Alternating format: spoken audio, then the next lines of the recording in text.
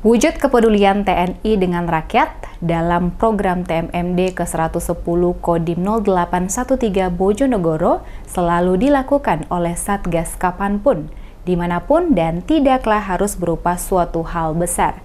Seperti kali ini, anggota Satgas bantu warga menurunkan sapi dari mobil bak terbuka.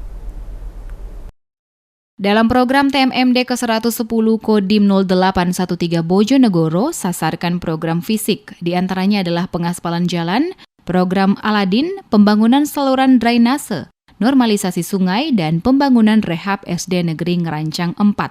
Tidak hanya melakukan kegiatan fisik, program TMMD ke-110 Kodim 0813 Bojonegoro, anggota Satgas juga memperhatikan lingkungan di sekitarnya. Salah satunya adalah kepedulian anggota Satgas membantu warga desa Ngerancang menurunkan sapi dari pick-up di sela-sela waktu luang mereka.